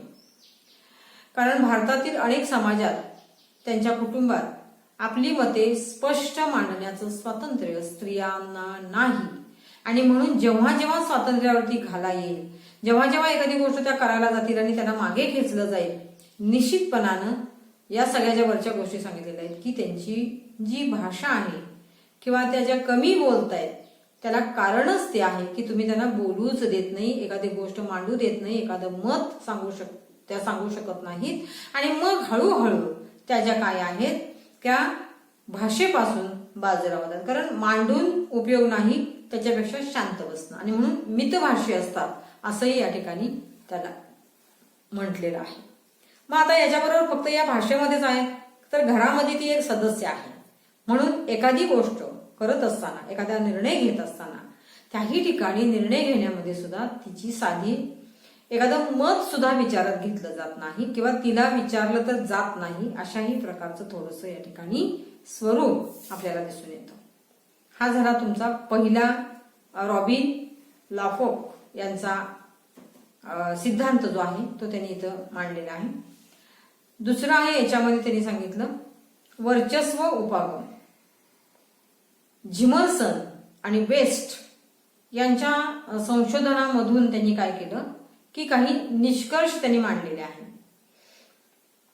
त्यांनी पहिला मांडला स्त्री पुरुष संभाषणात 96% पुरुष अडथळा आणतात. अगदी बरोबर आहे. इथं बऱ्याचशा वेळेला घरांमध्ये सुद्धा तुला काय समजतं, तू फार काय शहाणी आहेस का, तुला काय येते का, तू शिकलेली आहेस का, म्हणजे बऱ्याचशा गोष्टी ती जेव्हा मांडत असते, सांगत असते, तेव्हा तिला रोखलं जातं. आणि अशा वेळेला या ठिकाणी त्यांनी सांगितलेलं आहे की झिमर्सन यांनी आणि वेस्ट यांनी जे संशोधन केलं आणि त्याच्यामध्ये त्यांनी हा निष्कर्ष काढलेला आहे की 96% पुरुष त्यांच्या संभाषणामध्ये अडथळे आणतात. दुसरं सांगितलं की पुरुषाचं वर्चस्व अधिक आहे ते सिद्धच करतात. म्हणजे जेव्हा जेव्हा स्त्री मी हे केलं, मी ते केलं, मी ते केलं अशी सांगत असते, त्यावेळेला सुद्धा एक वेगळ्या पद्धतीनं तिच्याकडे बघितलं जातं. कारण तुझ्या पात्रतेप्रमाणेच तू काम केलेस, फार काही केलेलं नाहीस. मी जे करतोय तेच थोडंसं वरच्या दर्जाचं काम आहे असं ते शेवटी सिद्ध करतायत. हे पण असू शकतं. तिसरं आहे समाजातही पुरुषांचंच वर्चस्व मान्य केलं जातं कारण त्यांचं प्रमाण अधिक आहे. कारण आपल्याकडं पुरुष प्रधान संस्कृती आहे आणि म्हणून बऱ्याचशा वेळेला स्त्रियांना त्या ठिकाणी प्रत्येक गोष्टीत काय केलं जातं, मागे ठेवलं जातं. तिला विचारातच घेतलं जात नाही की घरातला ती एक सदस्य आहे किंवा एक ती जिवंत व्यक्ती आहे किंवा अनेक गोष्टी त्याच्यामध्ये असतील. आणि मग इथं मात्र पुरुषांचं वर्चस्वच मान्य केलं जातं. आता या ठिकाणी वरील वैशिष्ट्ये जर आपण विचारात घेतली तर निश्चित लक्षात येईल की संभाषण करताना त्या ठिकाणी स्त्रियांना कोणत्याही प्रकारचा समान दर्जा दिला जात नाही. आता पुढचं आहे ई मध्ये भिन्नता उपगम. या उपगमात आपल्यातली जी संस्कृती आहे या संस्कृतीनुसार बोललं जातं, संभाषण केली जातात, चर्चा केली जाते. आणि मग एखाद्या संस्कृतीमध्ये रूढ असलेल्या ज्या काही चालीरीती आहेत, रूढी आहेत, परंपरा आहेत, दृष्टिकोन आहेत, त्यावर त्या सगळ्या गोष्टी काय करत असतात, प्रकाश टाकत असतात. मग आता आपल्याला आणखीन एक ह्या भिन्नता उपगमामध्ये सांगता येईल. पुरुष आणि स्त्रिया.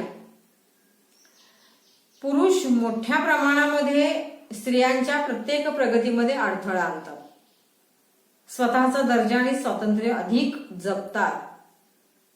तिसरा आहे आदेश देतात, संघर्षाची पर्वा करत नाहीत, वस्तुस्थितीविषयक माहिती गोळा करतात, प्रत्येक समस्याला उत्तर असते. स्त्रियांच्या मध्ये जर बघायला गेलं तर त्या कमी बोलतात, अधिक नम्र असतात, संघर्ष टाळण्याची प्रवृत्ती अधिक त्यांची असते, तडजोड ते जास्त प्रमाणामध्ये करतात, थोड्याशा प्रत्येक ठिकाणी सकारात्मक दृष्टिकोन त्या ठेवत असतात, सामाजिक संबंध अधिक दृढ करतात. आणि अशा वेळेला जर आपण बघितलं तर ह्या दोन्हींमध्ये ह्या उपगमामध्ये हे सांगितलेलं आहे. आता मर्यादा कुठल्या आहेत तर भाषिक मर्यादा, लिंगभावानुसार भाषेमध्ये बदल, भिन्नतेवर अधिक प्रकाश, समानतेवर विचार मांडलेला नाही, पक्षपातीपणा दिसून येतो, सामान्य विधानावरती अधिक भर दिसतो. ह्या सगळ्या ज्या मर्यादा आहेत ह्या तुमच्या आत्ताच्या उपगमांवरती आपल्याला दिसून येतात. म्हणजे भाषिक मर्यादा तिथे घातली जाते कारण वर्चस्व पुरुषांचं आहे, लिंगभावानुसार भाषेमध्ये बदल होतो, भिन्नतेवरती अधिक प्रकाश होतो, समानतेवरती विचारच मांडलेला नाही, पक्षपातीपणा दिसून येतो. आणि ह्यासारखे सगळे जरी मर्यादा असतील तरी सुद्धा त्यांनी आपल्या अभ्यासामधून त्यांनी या सिद्धांत मांडलेले आपल्याला दिसून येतात. 4 नंबरचा आहे धर्मातील लिंगभाव भेद सिद्धांत किंवा उपपत्ती. अनेक विद्वान व्यक्तींनी काय केलेलं आहे, निरीक्षणातून असं काही स्पष्ट केलं की स्त्री ही अधिक धार्मिक कार्य करते.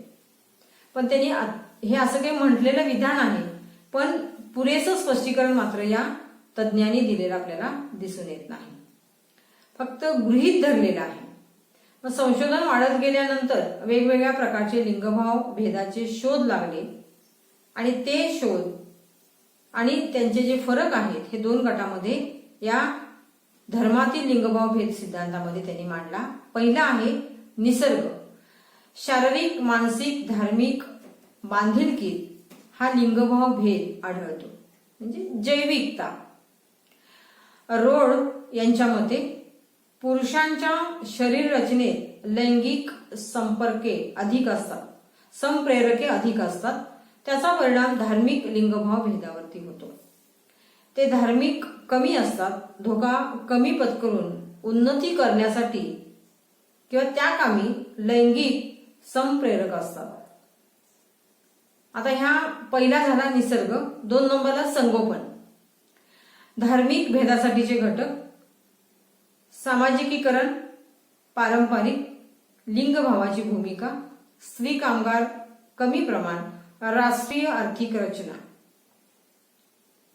मार्टा आणि स्टीव ब्रूस या 2 मानसशास्त्रज्ञांच्या मते बाळाला जन्म देणे ही स्त्रीची महत्वाची भूमिका असल्याने त्या पुरुषांपेक्षा धार्मिक अधिक असतात असं यांनी आपल्या संशोधनामध्ये सांगितलेलं आहे.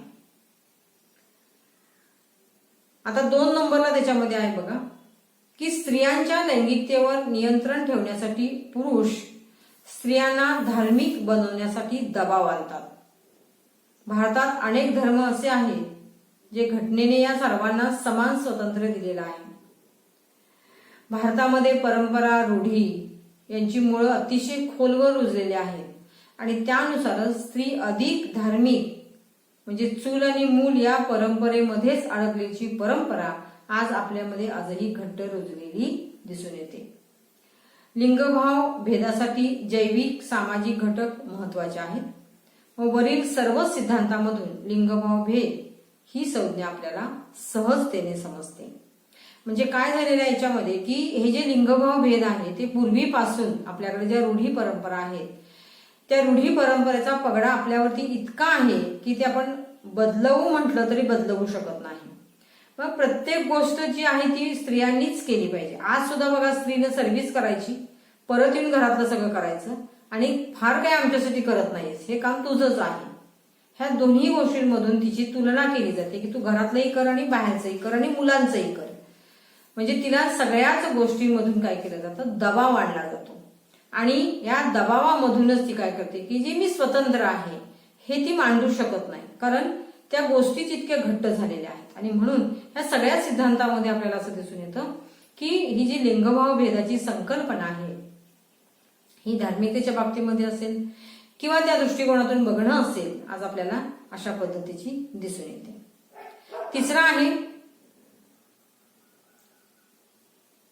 तिसरा सिद्धांत आपण बघतोय लिंगभाव असमानतेचा संरचनात्मक कार्यवादी सिद्धांत. या उपपत्तीने सामाजिक स्तराचे स्वरूप व समाजातील विविध घटकातील परस्पर संबंध स्पष्ट केलेला आहे. समाजातील प्रत्येक घटकाची कार्यात्मकता तपासून समग्र समाजाच्या स्थैर्यासाठी योगदान कसे देतात हे निश्चित करण्याचं काम केलं आहे. 1940-1950 या दृष्टिकोनाचा प्रभाव शिखरावर पोहोचला होता, परंतु 1960 मध्ये अधोगती झालेली आपल्याला दिसून येते. कारण 1980 पर्यंत त्याची जागा संरचनावादी दृष्टिकोनाने घेतल्याचे दिसून येते. हा सिद्धांत निर्मितीसाठीचा आराखडा आहे असं म्हटलं जातं. हा समाज गुंतागुंतीची प्रणाली आहे. समाजातील अनेक भाग तिच्या एकता आणि स्थैर्यांना चालना देण्यासाठी एकत्रित काम करतात. या नजरेतून तो समाज या ठिकाणी पाहत असतो. अनेक समाजशास्त्रज्ञांनी संरचनात्मक कार्यवादी दृष्टिकोन मांडलेले आहे. आता हे समाजशास्त्रज्ञ कोण कोण आहेत तर Herbert Spencer, Talcott, George Murdock, Wilbert Moore, David Keen, Kingsley Davis, Emile Durkheim, Robert Merton यांनी काय केलेलं आहे की ही जी उपपत्ती आहे सामाजिक संरचना व सामाजिक कार्य या दोहोंकडे लक्ष देते. ही उपपत्ती लिंगभाव भूमिका श्रम विभागणी निश्चित करण्याच्या गरजेतून व कुटुंब व्यवस्था सुरळीत चालण्यासाठी व समाजाच्या स्थैर्यासाठी मदत करते. यातूनच उद्भवलेले विचार मांडले जातात. या उपपत्तीला आतील भाग मानला जातो म्हणजे कोर थेरी असं म्हटलेलं आहे. ही उपपत्ती विशिष्ट कार्यासंबंधीची आहे. प्रत्यक्ष व्यवहारामध्ये समाज प्रणालीत घटक ज्याप्रमाणे दैनंदिन जीवन जगतात त्यातील रचनेवर आधारित असलेले आपल्याला दिसून येते. म्हणूनच याला आतील भाग असे म्हटले आहे. मानवी वर्तन व सामाजिक प्रणालीवर बारकाईने लक्ष देऊन ही उपपत्ती मांडण्यात आलेली आपल्याला दिसून येते. या उपपत्तीमध्ये आपले अस्तित्व सिद्ध करण्याची आवश्यकता आणि सामाजिक विश्लेषण या गोष्टी महत्वाच्या मानलेल्या आहेत. यासाठी ही उपपत्ती महत्वाची आहे. 1950 पासून या शिक्षणाच्या क्षेत्रात या संकल्पनांवरती विचारधारा सुरू झालेल्या आपल्याला दिसून येतात. गेंडर या शब्दाला समाजाकडून विरोध झाला आणि त्यानंतर सेल्फ आयडेंटिफाईड हा शब्द सुरू झाला. यामध्ये व्यक्तीचं पुरुषत्व अथवा स्त्रीत्व असा अर्थ घेऊन विचार करण्यात आला. 1955 मध्ये सर्वप्रथम मणी यांनी या संकल्पनेचा विचार किंवा या संकल्पनेचा परिचय करून दिला. त्यांच्या मते व्यक्ती ज्याप्रमाणे बोलते, वागते, स्वला प्रदर्शित करते, कोणतेही बंधन नसते, किंबहुना व्यक्तीने तसेच बोलले पाहिजे, वागले पाहिजे, स्वतःला प्रदूषित केले पाहिजे असे प्रोत्साहन दिले जाते, त्यासाठीच लिंगभाव भूमिका हा शब्द वापरला जातो. लिंगभाव शब्दात गुंतागुंत आहे असे पर्सोना म्हणतो. पर्सोना हा विख्यात उपपत्तीकार संपूर्ण इतिहासात केवळ एका उपपत्तीच्या माध्यमातून प्रत्येक ठिकाणचे वर्तन स्पष्ट करणारी सामाजिक उपपत्तींच्या सामान्यीकरणाचा त्या पर्सोना यांनी प्रयत्न केला. ती उपपत्ती म्हणजे स्ट्रक्चर थेअरी असंही त्याला म्हटलं जातं. ती अमूर्त आहे. ही उपपत्ती समाजशास्त्रीय चर्चा करण्यात वरचढ आहे, म्हणजे सत्ता गाजवणारी आहे.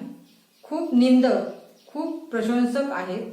या उपपत्तीस सामाजिक प्रणालीचे विश्लेषण आणि सामाजिक कृती यावर भर देणे याचे कारण म्हणजे काय, तर त्या काळात सामाजिक प्रणालीशी लढा आणि स्थिरता यावर पर्सोना यांचा विश्वास होता. सामाजिक प्रणाली म्हणजे गुंतागुंत, परंतु ही गुंतागुंत एकमेकाशी संबंधित असलेली दिसून येते. त्याचबरोबर ही सामाजिक प्रणाली अर्थपूर्ण आहे. संपूर्ण कार्यात प्रत्येक भाग एकत्रित जोडलेला असावा. म्हणून याची तुलना मानवी शरीराशी केलेली आहे. हात, पाय, हृदय, मेंदू हे जे अवयव आहेत हे स्वतंत्र आहेत. त्यांची कार्य स्वतंत्र आहेत, त्यांची ओळख स्वतंत्र आहे, यांचे सर्वांचे काम वेगवेगळे आहे, परंतु एकमेकांना संबंधित असलेले दिसून येते. शरीर यंत्रांचे काम म्हणजे काय, ती ही जी शरीर यंत्र आहे त्याची प्रणाली म्हणजे काय आहे, तर फंक्शनिंग स्ट्रक्चर थेअरी. त्याचप्रमाणे समाजामध्ये सुद्धा अशा वेगवेगळ्या प्रणाली आहेत. समाज रचना ही विविध प्रणालीमधून दिसून येते. उदाहरणार्थ शाळा, व्यापार, सरकार, कुटुंब. आपल्याला या सर्व प्रणालीची आवश्यकता असते. त्यांचे काम एकत्रित चालणे अत्यंत गरजेचे आहे. या उपपत्तीचा महत्वाचा भाग सामाजिक कृती आहे. स्ट्रक्चर फंक्शनल थेअरी शिक्षणामध्ये कशी उपयोगी आहे ते पुढील प्रमाणे मांडले आहे. आता उदाहरणार्थ बघा, एखादा खेळ खेळत असताना त्या टीमला विजय मिळवून देण्यासाठी टीम मधला एकच खेळाडू पुरेसा नसतो. प्रत्येकाने म्हणजे एकट्याने कितीही प्रयत्न केले तरी विजय मिळणं अशक्य आहे, कारण टीम वर्क आहे. यासाठी संपूर्ण टीमची कृती महत्वाची आहे. सर्वांनी एकत्रित काम करणं गरजेचं आहे. टीम मधला प्रत्येक घटक स्वतंत्र आहे, स्वतंत्रपणे काम करण्यास त्याला मोकळीक आहे, तरीही या स्वतंत्रतेतून सहकार्य अपेक्षित आहे. मग आता हे खेळ आपल्याला कुठे दिसून येतात, क्रिकेट, फुटबॉल, कबड्डी यासारख्या खेळांची उदाहरण आपल्याला या ठिकाणी घेता येईल, की जिथे टीम वर्क आहे आणि या टीम मधील सगळेचे सगळे घटक महत्वाचे आहेत. आणि यासाठी आपल्याला सहकार्याची आवश्यकता आहे, कारण या सहकार्यावरच टीमचं यश हे अवलंबून असतं. म्हणजेच काय, तर थोडक्यात सर्व घटक एकत्रित काम करतात तेव्हाच एखादा ग्रुप, संघ, समाजकाम कार्य करू शकतो. शाळेतही या प्रकारच्या कृती असतात. उदाहरणार्थ याच्यामध्ये अध्ययनार्थी, शिक्षक, मुख्याध्यापक, उपमुख्याध्यापक, पर्यवेक्षक, कर्मचारी, पालक, समाज या सगळ्यांच्यामुळेच तिथं यश मिळत असतं. यासाठी ही जी उपपत्ती आहे ती प्रत्येक विभागाने, घटकाने मोठ्यात मोठे काम, प्रकल्प सामाजिक जगात कसे केले पाहिजेत याचा अभ्यास करते. आता जेव्हा आपल्या लक्षात आलेलं असेल की जेव्हा जेव्हा आपण या सगळ्या गोष्टी केल्या तेव्हा तेव्हा आपल्याला ह्या सगळ्या समाजामध्ये कशा पद्धतीने रुजलेल्या आहेत हे दिसून आलं. आता 4 नंबरची जी थेअरी आहे ती बघूया, विसंरचनात्मक उपपत्ती.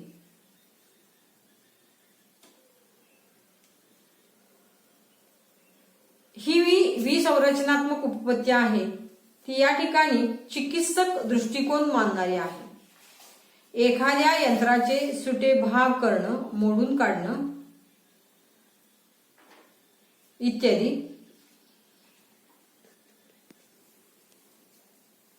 आता 4थी थेअरी आपण बघतोय, डिकन्स्ट्रक्टिव्ह थेअरी.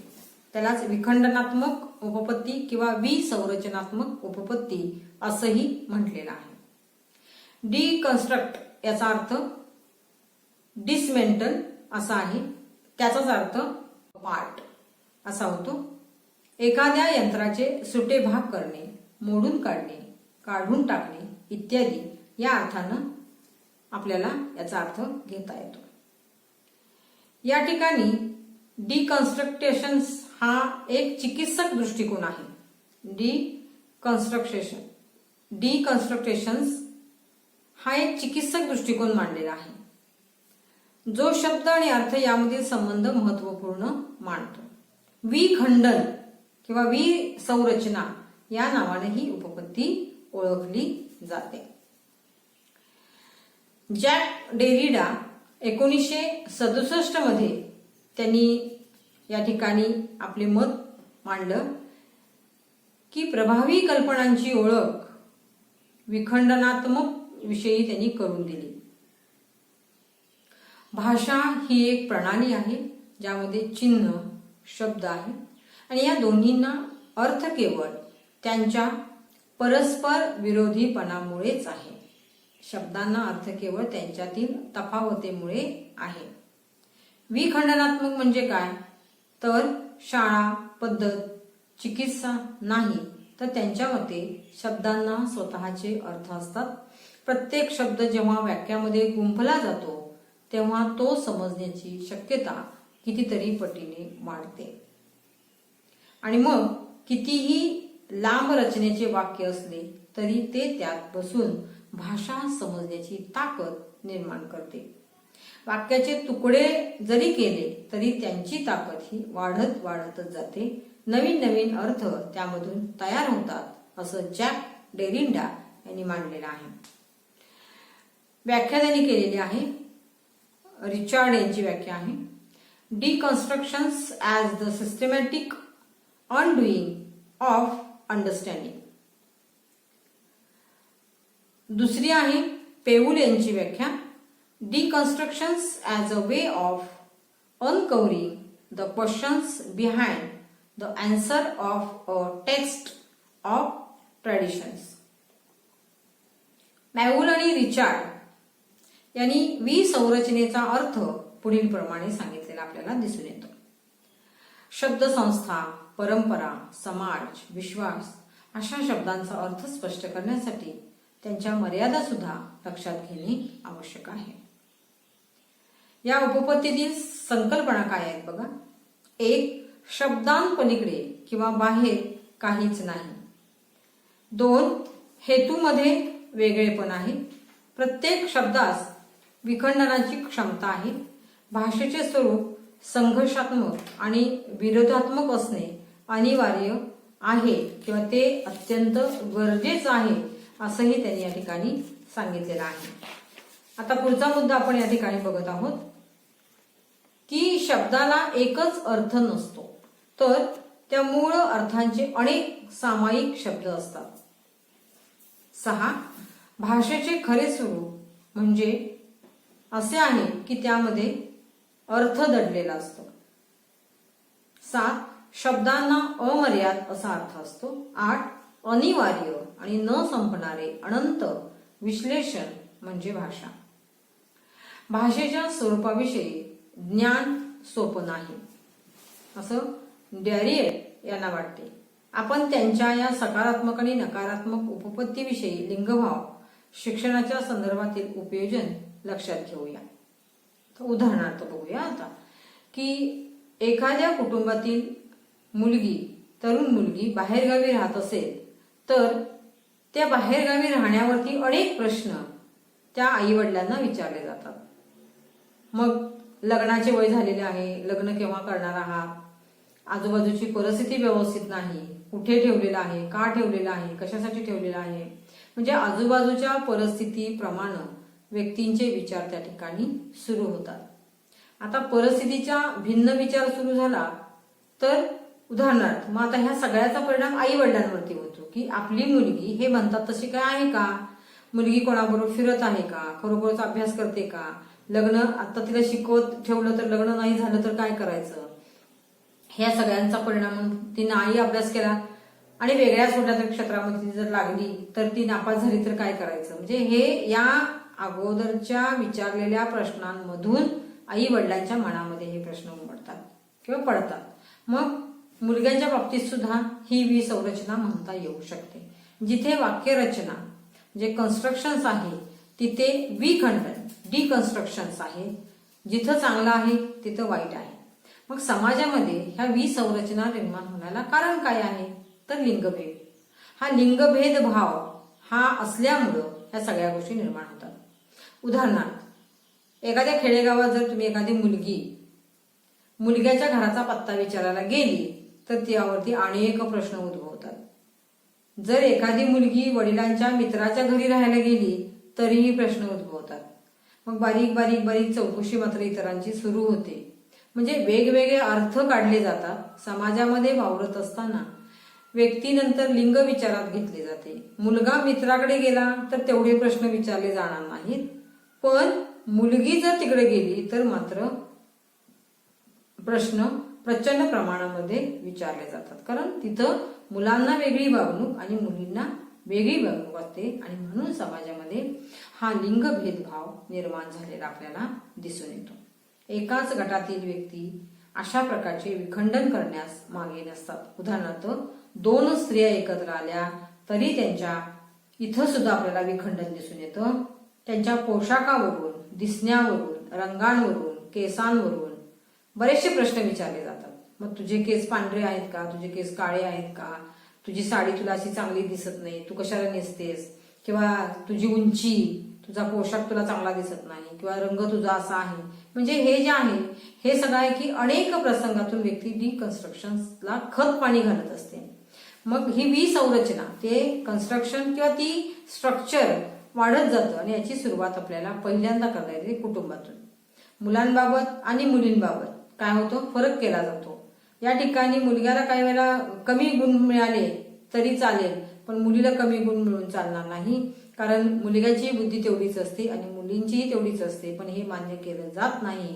अशा वेळेला समाजामध्ये जर आपल्याला जगायचं असेल, हे लिंगभाव भेद कमी कमी करायचे असतील, या सगळ्या उपपत्तींमध्ये जे मांडलेलं मार्गदर्शन जर आपल्याला घ्यायचं असेल तर त्याची खरी सुरुवात आपल्याला या ठिकाणी कुटुंबामध्ये करता आली पाहिजे. मग शाळा आहे, मग समाज आहे आणि मग राष्ट्र आहे. आणि विरुद्ध जे विचार आहेत त्याला प्रोत्साहन न देता त्यासारख्या सगळ्या ज्या गोष्टी आहेत त्या हळूहळू अभ्यासाने असतील त्या कमी केल्या पाहिजेत. कुठेतरी प्रबोधन जर केलं असेल तर निश्चितपणानं हा जो लिंगभाव भेद या सगळ्या समाजामध्ये अजूनही आहे तो आपल्याला टाळता येईल, कमी करता येईल. तर अशाच बाबतीमध्ये आज आपण या सगळ्या लिंगभाव भेदासंदर्भामध्ये स्त्रियांच्या बाबतीमध्ये किंवा स्त्री पुरुष लिंगभाव भेद या संदर्भामध्ये आज आपण अगदी सविस्तर माहिती या ठिकाणी अभ्यासलेली आहे. धन्यवाद. आज आपण आता घटक नंबर 2 मधला लिंगभाव अभ्यास यामधील सबमिट बघितलं. ए मध्ये स्त्री अभ्यासाकडून लिंगभाव अभ्यासाकडे. त्याचबरोबर बी हा उपघटक आहे लिंगभाव व शिक्षण या संदर्भातील सिद्धांत. त्यामध्ये 1 नंबरला बघितला लिंगभाव सामाजिकीकरण सिद्धांत, 2 लिंगभाव भेद, 3 लिंगभाव असमानतेचा संरचनात्मक कार्यवादी सिद्धांत किंवा उपपत्ती, 4 लिंगभावाची अरचना किंवा विसंरचनात्मक उपपत्ती. या सगळ्याच सिद्धांताची किंवा या उपपत्तींची माहिती आपण सविस्तररित्या या आजच्या तासाला आपण पूर्ण केलेली आहे किंवा याचा अभ्यास केलेला आहे. आणि सी हा घटक नंबर 2 मधला आहे समकालीन कालखंड 1986 नंतरच्या विविध आयोग किंवा समित्या यांचा जो अभ्यास आहे किंवा हा जो घटक आहे सी तो मात्र रिड्यूस मध्ये असल्यामुळं आपण आता याच्यामध्ये घटक नंबर 2 मध्ये ए आणि बी या घटकांचा अभ्यास या ठिकाणी सविस्तररित्या केलेला आहे.